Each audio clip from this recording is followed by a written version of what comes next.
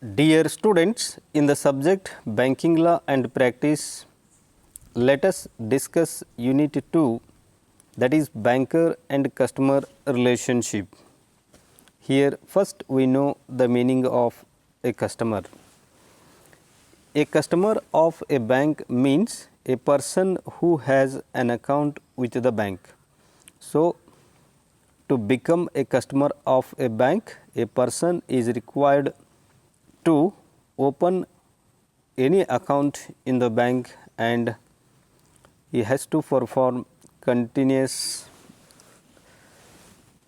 transactions with the bank, or he is required to make regular business with the bank. So, a customer of the bank may be an individual, a firm, a joint stock company, or a society, or any legal person. ಎರಡನೇ ಅಧ್ಯಾಯ banker ಮತ್ತು ಗ್ರಾಹಕರ ಸಂಬಂಧ ಎಂದು ಇದೆ. ಮೊದಲನೇದಾಗಿ ಗ್ರಾಹಕ ಶಬ್ದದ ಅರ್ಥವನ್ನು ತಿಳಿದುಕೊಳ್ಳೋಣ. ಯಾವುದೇ ವ್ಯಕ್ತಿಯು ಬ್ಯಾಂಕೊಂದರಲ್ಲಿ ಖಾತೆಯನ್ನು ತೆರೆದಾಗ ಆ ವ್ಯಕ್ತಿ ಬ್ಯಾಂಕಿನ ಗ್ರಾಹಕನೆನಿಸಿಕೊಳ್ಳುತ್ತಾನೆ. ಅಂದಹಾಗೆ ಯಾವುದೇ ವ್ಯಕ್ತಿಯು ಒಂದು ಪಾಲುಗಾರಿಕೆ ಸಂಸ್ಥೆ, ಸಂಯುಕ್ತ ಬಂಡವಾಳ ಸಂಸ್ಥೆ, ಒಂದು ಸಹಕಾರಿ ಸಂಘ ಅಥವಾ ಶಾಸನದ ಪ್ರಕಾರ ಹುಟ್ಟಿಕೊಂಡಂಥ ಯಾವುದೇ ಸಂಸ್ಥೆಯು ಬ್ಯಾಂಕಿನ ಗ್ರಾಹಕನಾಗಬಹುದಾಗಿದೆ. Next we have to study the relationship between banker and customer. The relationship between banker and customer may be divided into two parts, that is general relationship and special relationship. First we study the general relationship. Again, general relationship is of two types: primary relationship and secondary or subsidiary relationship. First we study the primary relationship. The primary relationship between banker and customer is that of debtor and creditor, or borrower and lender. And it is the relationship between banker and customer is a contractual one. And whenever a person opens an account in the bank, the primary relationship starts between banker and customer, and banker becomes debtor and customer becomes creditor, and sometimes banker becomes creditor and customer becomes debtor. So, the situation decides who is a debtor and who is a creditor. A customer becomes creditor when a banker receives deposits from the customer. So, in that case, that is when banker receives deposits from any person, then at that time a customer becomes creditor and banker becomes debtor. And when banker gives loans and advances to a customer, at that time banker becomes creditor and customer becomes debtor. So, the situation decides who is a debtor and who is a creditor. So, the primary relationship between the two persons is debtor and creditor. Banker ಮತ್ತು ಗ್ರಾಹಕರ ನಡುವಿನ ಸಂಬಂಧವನ್ನು ಅಧ್ಯಯನ ಮಾಡೋಣ.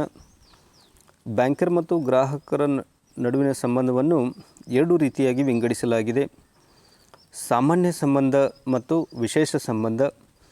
ಸಾಮಾನ್ಯ ಸಂಬಂಧ ಮತ್ತೆ ಎರಡು ವಿಧವಾಗಿ ಇದೆ. ಒಂದು ಪ್ರಾಥಮಿಕ ಸಂಬಂಧ,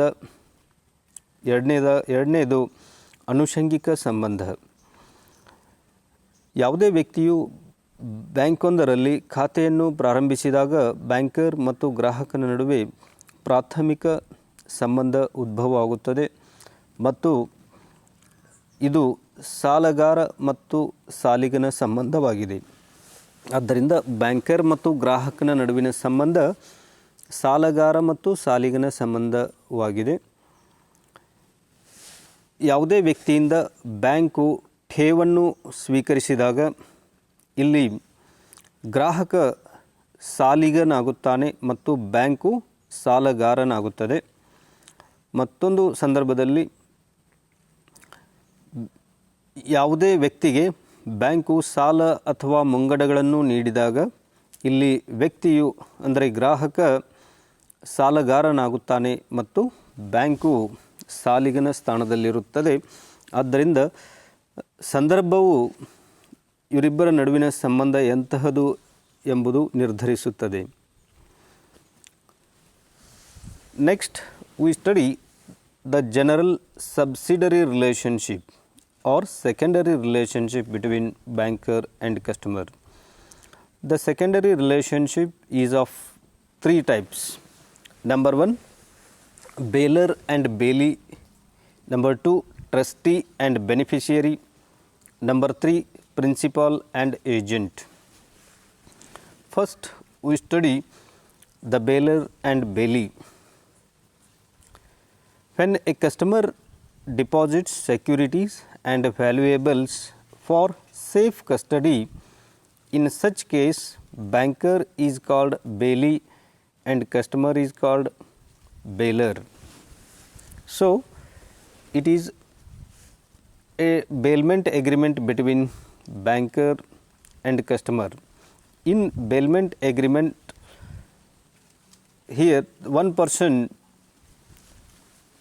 receives the goods on the condition that the goods shall be delivered when the purpose is served.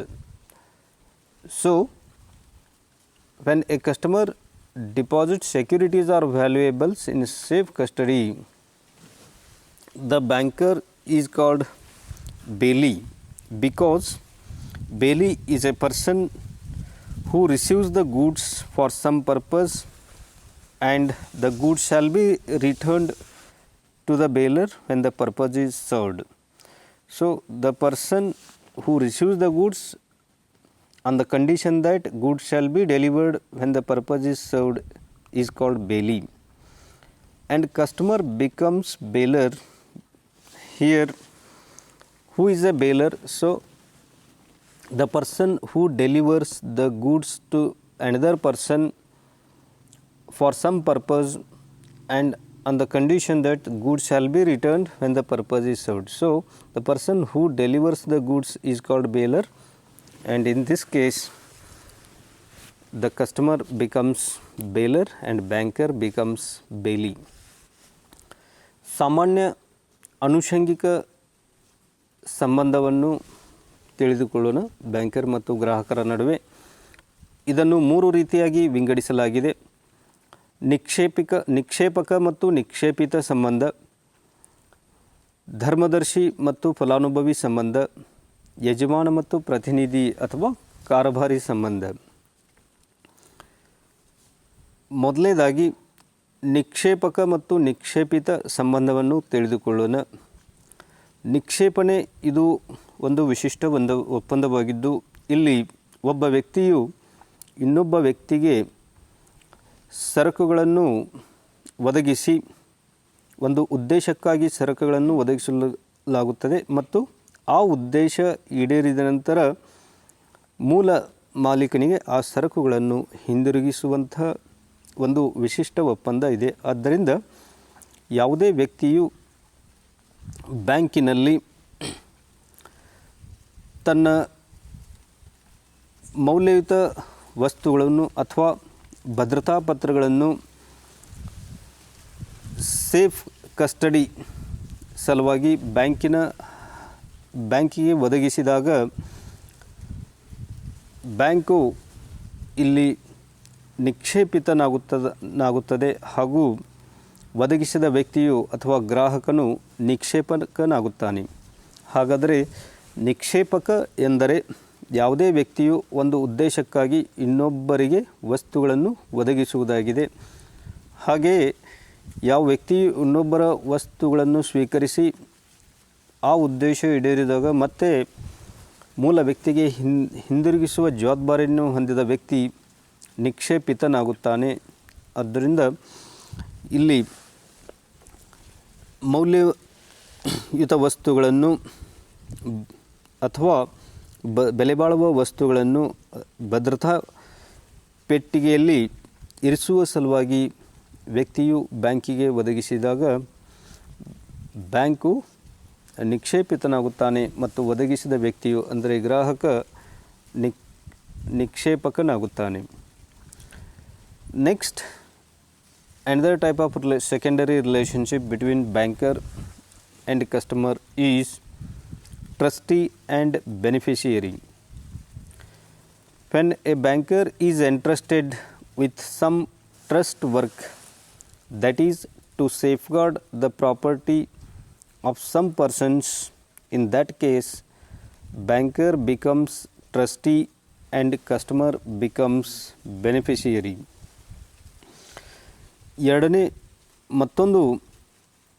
ಎರಡನೆಯ ಮತ್ತೊಂದು ಆನುಷಂಗಿಕ ಸಂಬಂಧ ಬ್ಯಾಂಕರ್ ಮತ್ತು ಗ್ರಾಹಕರ ನಡುವೆ ಯಾವುದೆಂದರೆ ಧರ್ಮದರ್ಶಿ ಮತ್ತು ಫಲಾನುಭವಿ ಸಂಬಂಧ.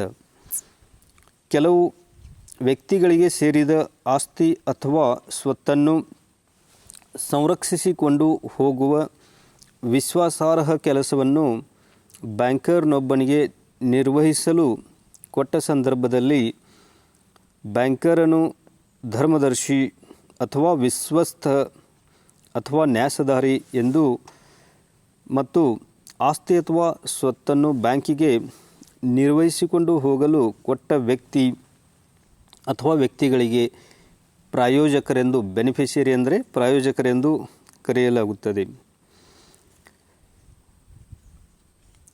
ಇಂತಹ ಸಂದರ್ಭದಲ್ಲಿ ಬ್ಯಾಂಕರನು ಧರ್ಮದರ್ಶಿ ಮತ್ತು ಗ್ರಾಹಕನು ಫಲಾನುಭವಿ ಎಂದು ಕರೆಯಲ್ಪಡುತ್ತಾರೆ.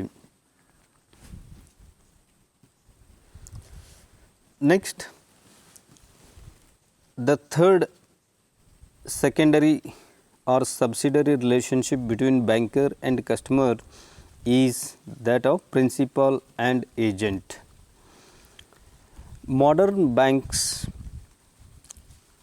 for the attraction of customers and for convenience of customers, modern banks certain agency services on behalf of customers. For example, purchase and sale of securities, payment of life insurance premium or payment of electricity bill, etc. on behalf of customers. In that case, bank is called an agent and customer is called principal. ಆನುಷಂಗಿಕ ಸಂಬಂಧದಲ್ಲಿ banker ಮತ್ತು ಗ್ರಾಹಕರ ನಡುವೆ ಇರುವಂಥ ಆನುಷಂಗಿಕ ಸಂಬಂಧದಲ್ಲಿ ಯಜಮಾನ ಮತ್ತು ಪ್ರತಿನಿಧಿ ಸಂಬಂಧ ಮೂರನೆಯದು ಆಗಿದೆ. ಆಧುನಿಕ ಬ್ಯಾಂಕರನು ಗ್ರಾಹಕರನ್ನು ಆಕರ್ಷಿಸಲು ಮತ್ತು ಗ್ರಾಹಕರ ಅನುಕೂಲತೆಗಾಗಿ ಅನೇಕ ವಿಶೇಷ ಸೇವೆಗಳನ್ನು ಒದಗಿಸುತ್ತಿದ್ದಾನೆ. ಉದಾಹರಣೆಗಾಗಿ ಗ್ರಾಹಕರ ಪರವಾಗಿ ಭದ್ರತಾ ಪತ್ರಗಳನ್ನು ಅಂದರೆ ಷೇರು ಅಥವಾ ಡಿಬೆಂಚರ್ಗಳನ್ನು ಕೊಂಡುಕೊಳ್ಳುವ ಮತ್ತು ಮಾರುವ ಕೆಲಸ ನಿರ್ವಹಿಸುವುದು, ಅಥವಾ ಗ್ರಾಹಕರ ಪರವಾಗಿ ಜೀವ ವಿಮಾ ಕಂತನ್ನು ಪಾವತಿಸುವುದು, ಅಥವಾ ವಿದ್ಯುತ್ ಶಕ್ತಿ ಬಿಲ್ಲನ್ನು ಪಾವತಿಸುವುದು ಇತ್ಯಾದಿ. ಈ ರೀತಿ ಗ್ರಾಹಕರ ಪರವಾಗಿ ಕೆಲಸವನ್ನು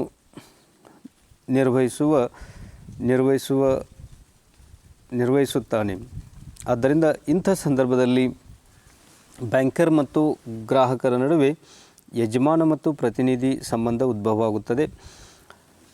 ಈ ರೀತಿ ಕೆಲಸವನ್ನು ನಿರ್ವಹಿಸಿದಾಗ ಬ್ಯಾಂಕು ಪ್ರತಿನಿಧಿ ಅಥವಾ ಕಾರಭಾರಿಯಾಗುತ್ತದೆ ಮತ್ತು ಗ್ರಾಹಕ ಯಜಮಾನನ ಸ್ಥಾನದಲ್ಲಿ ಇರುತ್ತಾನೆ.